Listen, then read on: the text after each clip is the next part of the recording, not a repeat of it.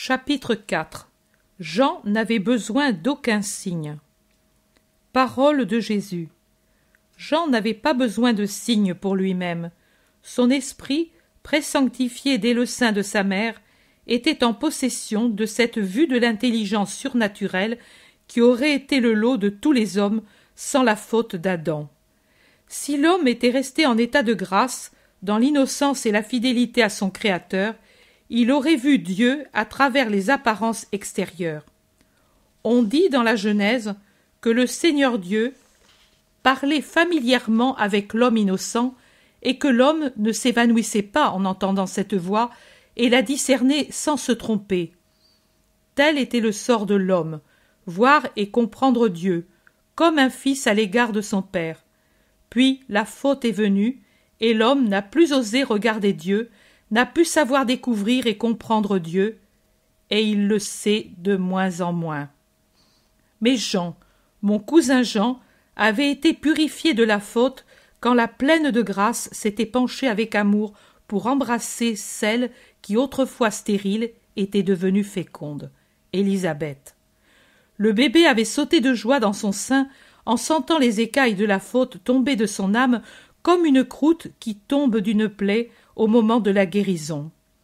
L'Esprit Saint qui avait fait de Marie la mère du Sauveur commença son œuvre de salut à travers Marie, ciboire vivant du salut incarné pour cet enfant qui allait naître, destiné à m'être uni, non pas tant par le sang que par la mission qui fit de nous, comme les lèvres qui forment la parole. Jean, c'était les lèvres, et moi, la parole. Lui, le précurseur dans l'Évangile et sa destinée de martyr. Moi, celui qui donne ma divine perfection à l'Évangile, inauguré par Jean, et son martyr pour la défense de la loi de Dieu.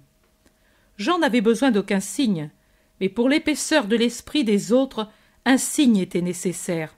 Sur quoi Jean aurait-il fondé son affirmation, sinon sur une preuve irrécusable que les yeux des hommes, lents à voir et les oreilles paresseuses, auraient perçue?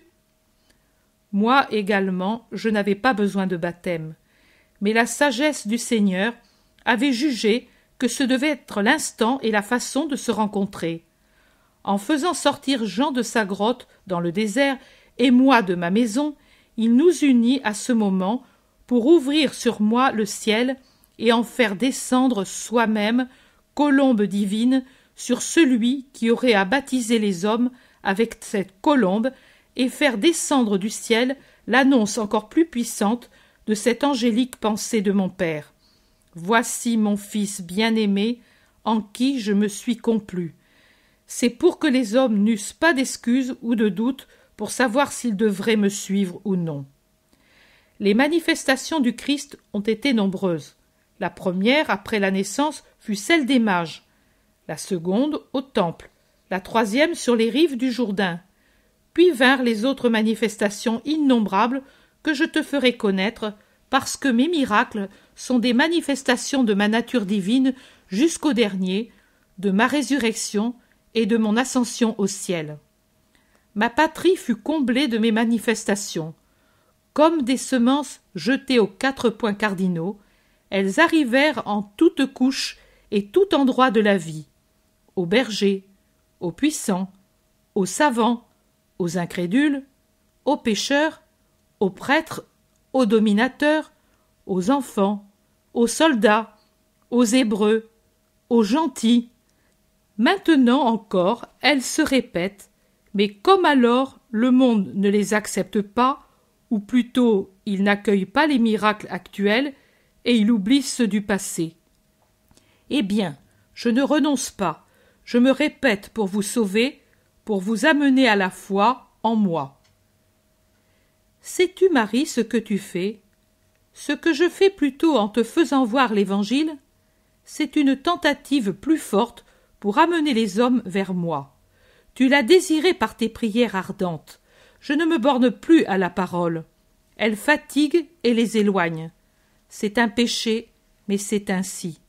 J'ai recours à la vision de mon Évangile, et je l'explique pour la rendre plus claire et plus attrayante. À toi, je donne le réconfort de la vision. À tous, je donne le moyen de me désirer et de me connaître.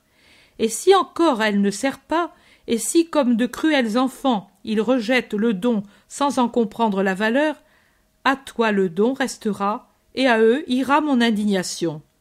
Je pourrais une fois encore faire l'antique reproche.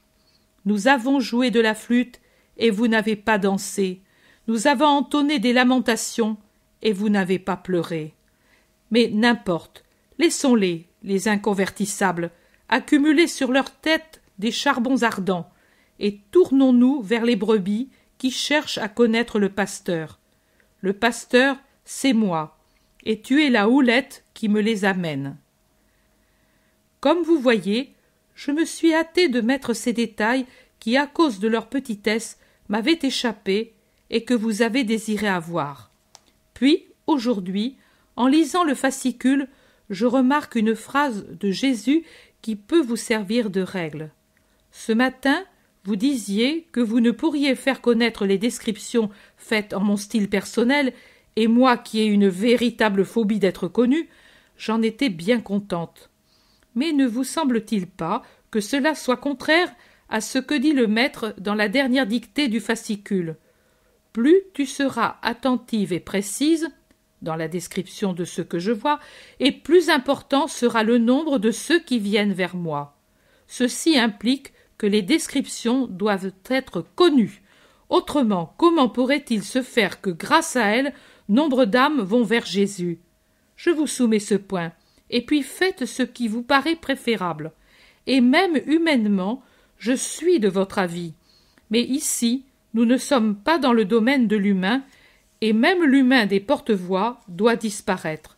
Même dans la dictée d'aujourd'hui, Jésus dit « En te faisant voir l'Évangile, je fais un essai plus fort pour m'attirer les hommes. Je ne me borne plus à la parole, j'ai recours à la vision, et je l'explique pour la rendre plus claire et plus attrayante. Et alors? Cependant, je suis un pauvre rien, et que de moi-même je me replie tout de suite sur moi. Je vous dis que votre remarque m'a troublé, et l'envieux s'en réjouit, troublé au point de me faire penser de ne plus écrire ce que je vois, mais uniquement les dicter. Il me souffle au cœur. Ne le vois-tu pas? Elles ne servent absolument à rien, tes fameuses visions, uniquement à te faire passer pour une folle, comme tu l'es en vérité. Qu'est-ce que tu vois? Les larves de ton cerveau troublé. Il faut bien autre chose pour mériter de voir le ciel. Et toute la journée, il me tient sous le jet corrosif de sa tentation. Je vous assure que je n'ai pas autant souffert de ma grande douleur physique que j'ai souffert de cela. Il veut m'amener à désespérer. Mon vendredi est aujourd'hui un vendredi de tentation spirituelle.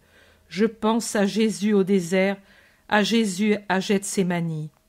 Mais je ne m'avoue pas vaincu pour ne pas le faire rire, ce démon astucieux, et en luttant contre lui et contre ce qu'il y a en moi de moins spirituel, je vous écris ma joie d'aujourd'hui, vous assurant en même temps que pour mon compte je serais bien aise si Jésus m'enlevait ce don de vision qui est ma plus haute joie, pourvu qu'il me conserve son amour et sa miséricorde. Sa miséricorde. Sa miséricorde.